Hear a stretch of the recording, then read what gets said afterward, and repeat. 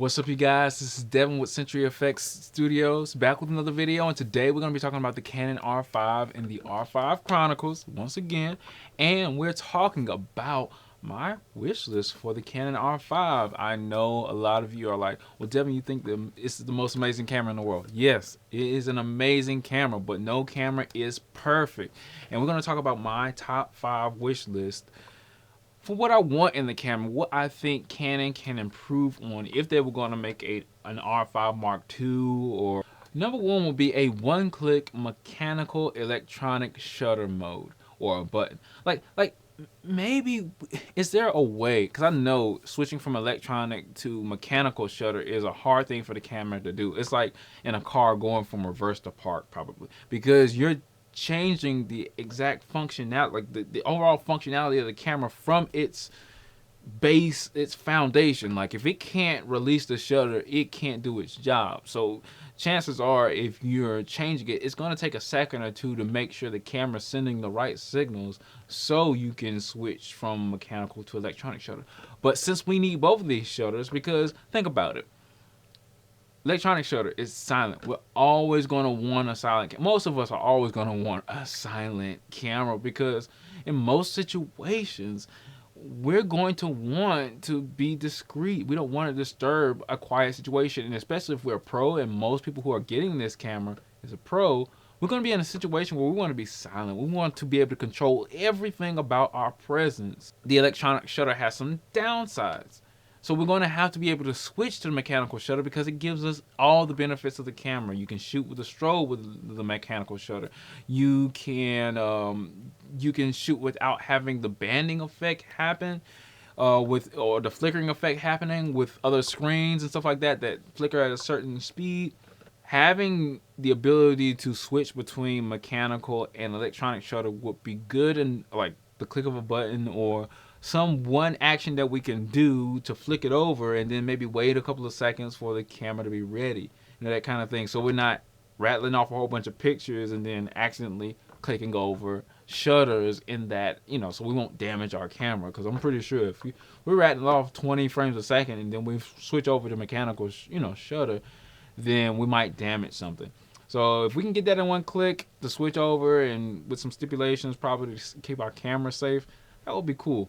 The next thing is really something personal to me, but I think a lot of people would benefit from something that would really help us be alert when our buffer is about to be full. I mean, we got 20 frames a second. This is number 2 on the list, but 20 frames a second. Think about it. I mean, all we have is these little brackets, and then when it's not shooting, it's just not shooting. You won't see those brackets. Say, for example, focus. When we're focusing on the AI servo or intelligent servo, whatever they're calling it now, when we're on servo mode and we're shooting, the actual focus point itself changes color. Like it's blue when we're on AI servo mode, but we're on one-shot mode, it actually illuminates green. Like traditionally green when we're in focus is green, good to go, but it's not focusing anymore.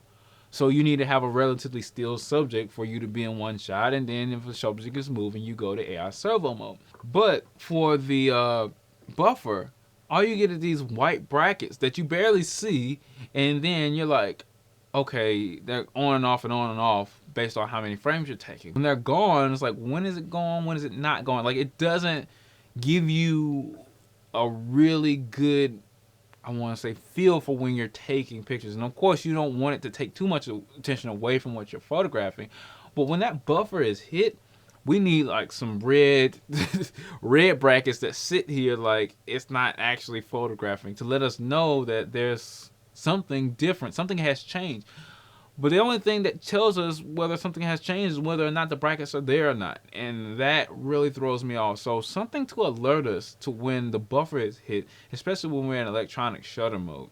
It's just those brackets need to just sit there and be red or blink red. There's usually a blinker, there's a number counter, but we got so many number counters on the screen that it's hard to actually keep track of which numbers are which at a moment's notice, especially when we're focusing on the moment and not focusing on what our camera is telling us. All right, the next thing that I think is an issue that Canon needs to fix is the recording time limits, and whether or not it's weird. Like, for example, when I was recording, right before I was recording this video, I tried to record and it was telling me I only had 25 minutes when I recorded for 27 minutes.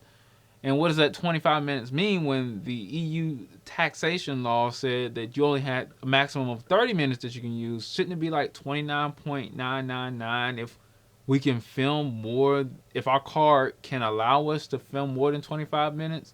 Why would Canon tell me that I only had 25 minutes left on the card or 25 minutes left in a segment? I mean, it might be making a segment, but it never told me after the end of my recording that it made 2 separate segments. Because usually Canon, the 80D says this, hey, I made 4 different segments for a 2 gigabyte limit or something like that.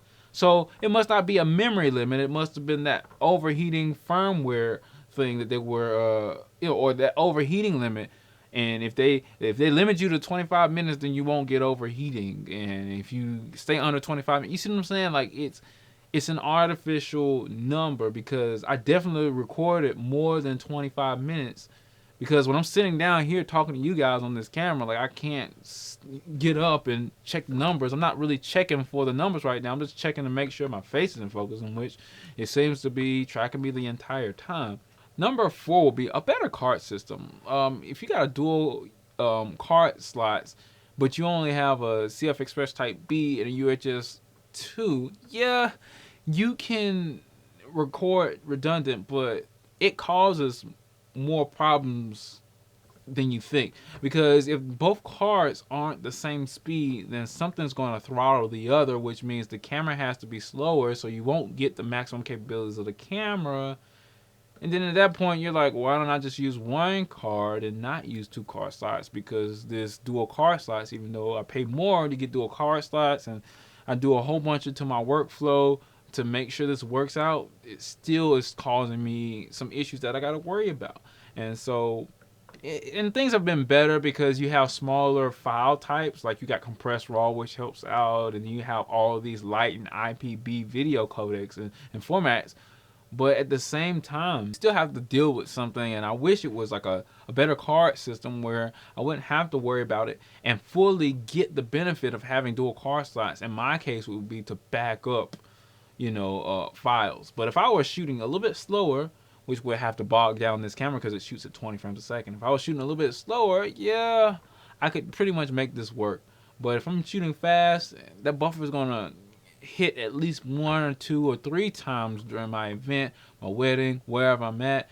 And that does cause a little bit of a hindrance. And you could miss a moment because of it. So with that being said, the better card system will really work out for the R5. All right, and the last thing, this is my thing. Yes, the overheating is a problem, which is an honorable mention. It does overheat. It doesn't overheat as much as most people would like you to think, but you got 1080p at 120, which is nice, no sound. You got 4K at 120, which is good, but no sound as well. But you also need to think about it in this overarching thing. Like, Canon doesn't have that many cameras that can do what the R5 can do. And the last thing that I want to talk about that I wish the R5 would have is a customizable top screen. Now, the top screen does wonders. It works.